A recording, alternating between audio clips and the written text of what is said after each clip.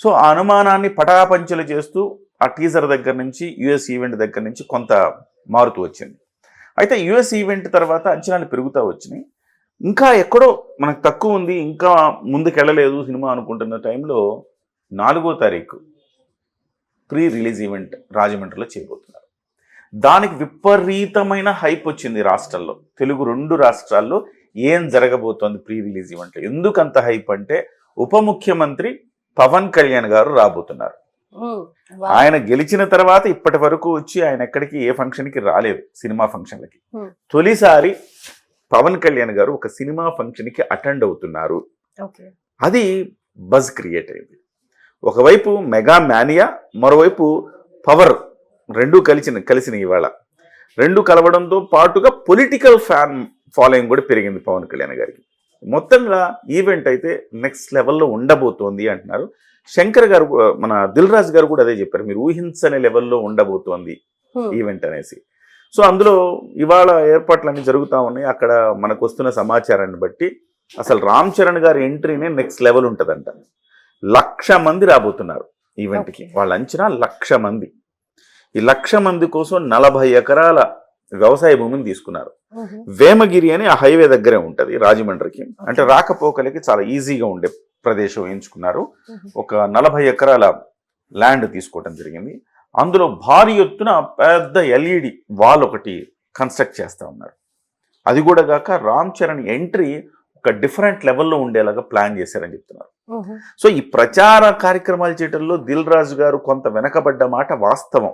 ఎందుకంటే ఈ హడావిడి రకరకాల సినిమాకి సంబంధించి ఇంకా పనులు అవ్వలేదని అదని కొంత వెనకబడ్డ మాట వాస్తవం. వాస్తవానికి ఇంకా కొంచెం ముందుగానే దీన్ని స్టార్ట్ చేసి ఉండాలా. కానీ ఒక్కసారి ఆయన దిల్ రాజు గారు అనుకుంటే ఆయన ప్రచార సరళి ఇంకొక లెవెల్లో ఉంటుంది. ఆ లెవెల్ ఏంటనేది ఇప్పుడు చూపిస్తున్నారు. మొన్నటికి మొన్న 256 అడుగుల కట్అవుట్ ఏర్పాటు చేశారు విజయవాడలో. అక్కడికి ఆయన దిల్ రాజు గారు వెళ్ళారు, తమన్ గారు వెళ్ళారు. సో దాన్ని లాంచ్ చేసి వచ్చారు. సో అదే ఒక రికార్డు. ఇవాళ అంత పెద్ద కట్అవుట్ ఏ హీరోకి ఇప్పటి వరకు సినిమా ఇండస్ట్రీలో పెట్టలేదు. అదొక కట్అవుట్. హెలికాప్టర్ మీద నుంచి పూల వర్షం కురిపించారు. అదొక రికార్డ్ ఈవెంట్ అని చెప్పాలి. మళ్ళీ రేపు జరగబోయేది కూడా ఒక రికార్డ్ ఈవెంటే అని చెప్తున్నారు. అందులో రామ్ చరణ్ గారి ఎంట్రీ చాలా ప్రత్యేకంగా ఉంటుంది. బాహుబలి లెవెల్లో, బాహుబలికి ఎట్లయితే రాజమౌళి ప్లాన్ చేశారో ఆ లెవెల్లో ప్లాన్ చేస్తున్నారని చెప్పారు. అయితే సార్ ఇక్కడ ఒక చిన్న పాయింట్, రికార్డ్ లెవెల్లో రికార్డ్స్ అని చెప్పి లాస్ట్ టైం పుష్ప 2లో ఈ దీనికి రికార్డ్ సాధించాలి అన్న దానికి ఇంత హైప్ ఇచ్చి తొక్కిసలాట జరగడం కానీ ప్రివ్యూకి ఇలాంటివన్నీ జరిగాయి కదా. మరి ఇలాంటి సర్కమ్స్టాన్సెస్లో ఇంకా ఎవరు మర్చిపోలేదు, రోజుకొక న్యూస్ వస్తూనే ఉంది. మరి మళ్ళీ ఇంత జనాల్ని గ్యాదర్ చేయడం కానీ ఇది రైట్ వే అంటారు? ఇప్పుడు మీకు అసలు మనము ఆ గ్యాదరింగ్ని ఆపలేం. ఎందుకంటే ఒక సభ జరగాలన్నా, ఒక కార్యక్రమం, ఏ కార్యక్రమం జరగాలన్నా గ్యాదరింగ్ ఉండాల్సిందే కదా. గ్యాదరింగ్ని ఆపలేం. సో పుష్ప 2లో ఆ రకంగా జరిగింది కదా అని చెప్పేసి గ్యాదరింగ్ని ఆపుతారా అంటే ఎక్కడ ఆపలేం. దానికి తగ్గట్టుగా ప్రికాషన్స్, జాగ్రత్తలు తీసుకోవాల్సిన అవసరం అయితే ఉంటుంది. సో మీరు అన్నట్టుగా మెజర్స్ అయితే తీసుకుంటున్నారు. ఇక్కడ 3 అంచెల భద్రత వస్తుంది దీనికి. 3 అంచెల భద్రత ఏంటి? సహజంగానే మెగా ఫ్యాన్స్, చాలా క్రమశిక్షణ కలిగిన ఫ్యాన్స్.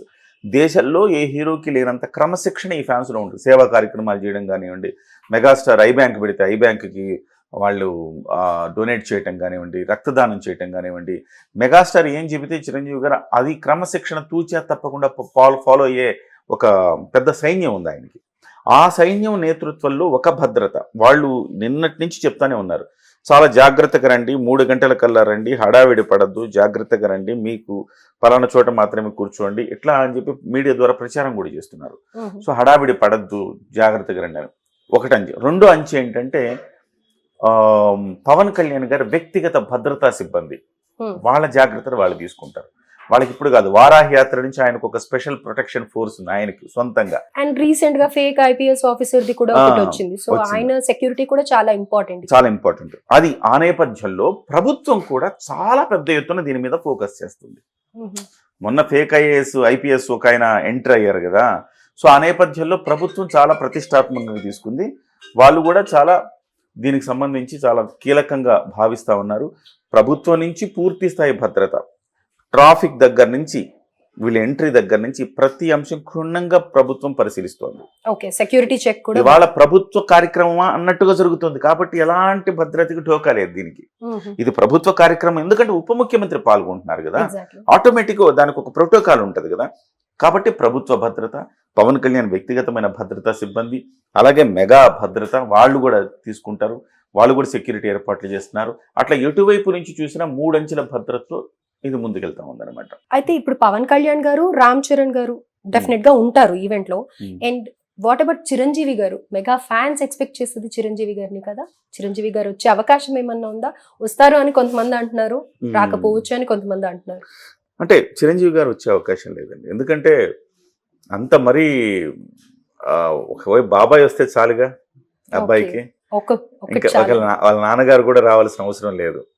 ఎందుకంటే అసలు మెగా స్టార్ తర్వాత ఆ స్థాయి క్రేజ్ ఎవరికి ఉందంటే ఇండస్ట్రీలో పవన్ కళ్యాణ్ గారికి. ఇంకా చెప్పాలంటే పొలిటికల్ మైలేజ్ కూడా ఉంది ఆయనకి, స్పెషల్ అదనం. కాబట్టి ఆయన వచ్చిన తర్వాత ఇక వార్ వన్ సైడ్ అన్నట్టు అర్థం. సో పవన్ కళ్యాణ్ గారు వస్తున్నారు, చిరంజీవి గారు అయితే రావట్లా. కొన్ని ఛానళ్లు ప్రచారం చేస్తున్నాయి కానీ అబద్ధం అది, చిరంజీవి గారు రావట్లా. కేవలం పవర్ స్టార్ ఒక్కళ్ళు చాలు, ఇంకంతకు మించి ఎవరు అవసరం లేదు. ఆయనే దీనికి సెంటర్ ఆఫ్ అట్రాక్షన్. సో అక్కడ మీకు ఈ చిరంజీవి గారు రేవంత్ రెడ్డి గారితో సక్సెస్ మీట్ హైదరాబాద్ లో అరేంజ్ చేశారు దిల్ రాజు గారు. సినిమా సక్సెస్ అయ్యాక సక్సెస్ మీట్ కి చిరంజీవి గారు వచ్చేటట్టు ప్లాన్ చేశారు, చాలా పకడ్బందీగా ప్లాన్ చేశారు. మీరు చూస్తే కట్అవుట్ కేమో దిల్ రాజు వెళ్ళారు, దీనికేమో డిప్యూటీ సీఎం గారు వస్తున్నారు రిలీజ్ కి. ఆ తర్వాత సక్సెస్ మీట్ కి చిరంజీవి గారిని ప్లాన్ చేశారు. అయితే రేవంత్ రెడ్డి గారికి మళ్ళీ హైదరాబాద్ లో ఒకటి అరేంజ్ చేద్దామా అని ఆయన అనుకున్నప్పటికీ, రేవంత్ రెడ్డి గారు ఇప్పుడు ఈ మధ్య కాలంలో జరిగిన పరిణామాల నేపథ్యంలో రేవంత్ రెడ్డి గారు సున్నితంగా నేను వస్తే బాగుండదులేండి ఈ సమయంలో అని అన్నట్టుగా మనకు తెలిసింది. ఆయన సక్సెస్ మీట్ కి నేను ప్రయత్నం చేస్తానన్నట్టుగా చెప్తున్నారు. ఒకవేళ సక్సెస్ మీట్ హైదరాబాద్ లో పెడితే కనుక అది కూడా చాలా పెద్ద ఎత్తున పెడతారంటున్నారు. దానికి చిరంజీవి గారు, రేవంత్ రెడ్డి గారు అటెండ్ అవుతారు. సో రేపు జరగబోయేది అంటే 4వ తారీఖు జరగబోయేది మాత్రం ఒక బిగ్ లెవెల్లో ఈవెంట్ జరగబోతుంది, నెక్స్ట్ లెవెల్ అని చెప్పాలి. ఇప్పటికే ట్రైలరు చాలా చాలా బూస్టింగ్ ఇచ్చింది సినిమాకి, సూపర్ గా ఉంది. ఆ ట్రైలర్ ఇచ్చిన బూస్టింగ్ కి ఇది మెగా పవర్ ని యాడ్ చేస్తుంది. మెగా పవర్ అంటే 10 పవర్ 6, సో అంత పవర్ ని యాడ్ చేయబోతా ఉంది. అంటే టు బీ ఫ్రాంక్, అసలు ఆ సాంగ్స్ రిలీజ్ అయినప్పుడు కానీ కొన్ని చూసినప్పుడు కొంచెం డిసప్పాయింట్మెంట్ అయితే ఆడియన్స్ లో ఉండింది, అదర్ దెన్ ఫ్యాన్స్. అది కూడా ఫుల్ఫిల్ చేసేసారు నిన్న ట్రైలర్ తో అని అనుకోవచ్చు. సార్, అయితే మనం గేమ్ చేంజర్ మూవీ గురించి కొన్ని మాట్లాడాం కదా, సో నెక్స్ట్ ఎపిసోడ్ లో ఆ ట్రైలర్ గురించి కూడా మాట్లాడదాం. Thank you so much. So Chiranjeevi గారు రావట్లేదు, we can wait for success meet. Definite గా మూవీ సక్సెస్ అవ్వాలని మనబోతోంది. ఒక్కసారిగా రేపు పవన్ కళ్యాణ్ గారు రావడం అనేది ఈ సినిమాకి మరొక అద్భుతమైన ఒక బూస్ట్, ఇట్లా లేపుతుంది సినిమాని.